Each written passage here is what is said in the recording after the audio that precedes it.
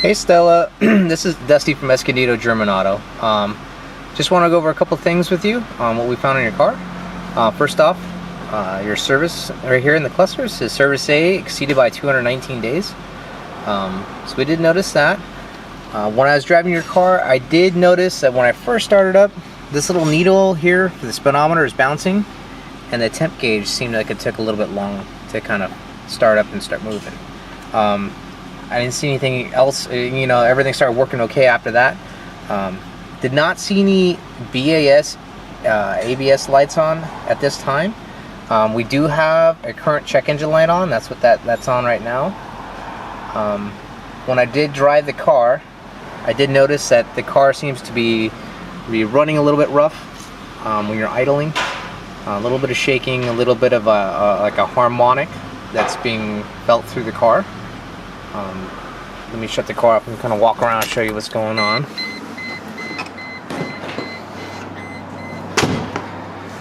As far as a tune-up being done, I don't know when the last time it was. These things are due at 100,000 miles. Mercedes, as part of the interval, is doing the spark plugs. And when we do the spark plugs, we also do the wires right here. These are ignition wires. They tend to break down and it causes that running rough issue. So that is something we're going to let you know about, see if you want to take care of that.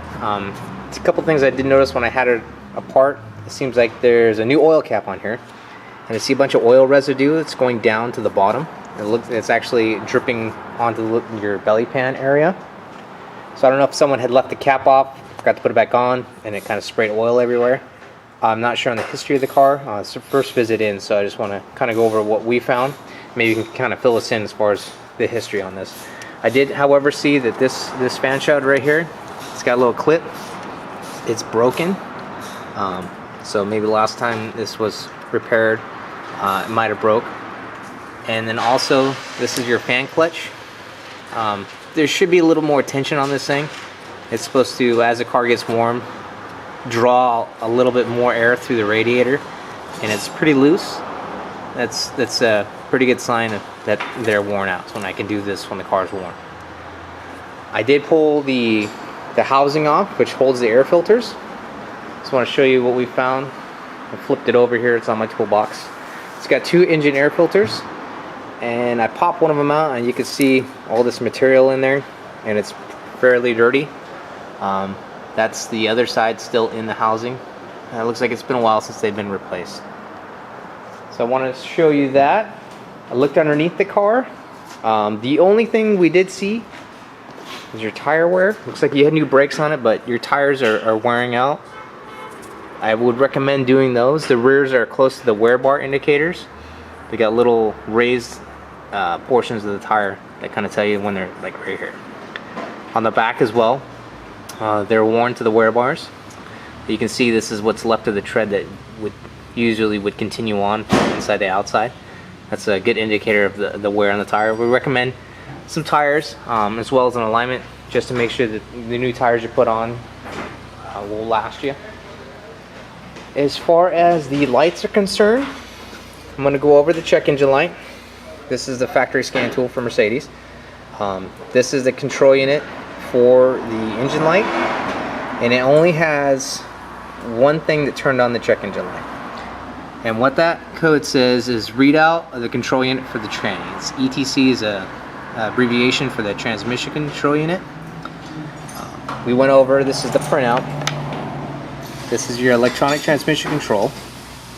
We have quite a few codes in here. When we see something like this, it's little, you know, it's really hard to pinpoint what's going on with the car. The best way we can attack this is to erase it, drive the car, and see if the code comes back. You know, when you're tackling anything more than maybe one or two codes, it's real difficult to pinpoint and be very accurate as far as what's causing the light. That's the best way to start. As far as the ESP, BAS, this is the ESP. You actually have 3 codes in there. Like again, we have 3 different codes in there. None of them are current. When I drove the car, the lights were off. So I would say that our best bet is to clear it and drive it and see what code comes back. That way we're not, you know, spending money where it's not needed at this point. The other thing I noticed is you have the EC button on the cluster is lit up for the air conditioning. That tells me that the AC has a low charge in it, or it probably might have a leak. So why those things turn on, as well as one of the engine mounts is blown out and it's causing the rough idle. I'm going to show you that. I'm going to raise the car up a little bit so you can kind of see.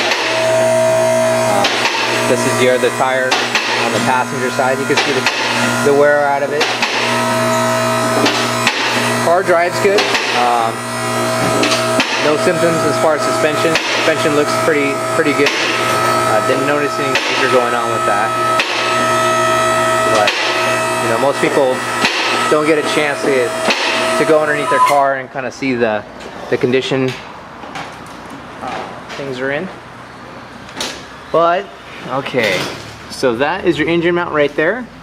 It looks like this one had ruptured at one time. It actually filled with hydraulic fluid, and that's what that stain is. When they blow up upwards and leak down. This mount looks like it had been replaced recently. This is the passenger side one.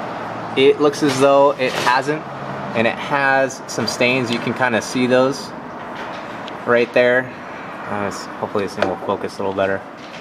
But you can kind of see those yellowing stains coming off the mount. That's a sign that they are losing the hydraulic fluid. Kind of dampens the idle. When this thing's running, when those things rupture, you kind of feel it like kind of transfer through the chassis.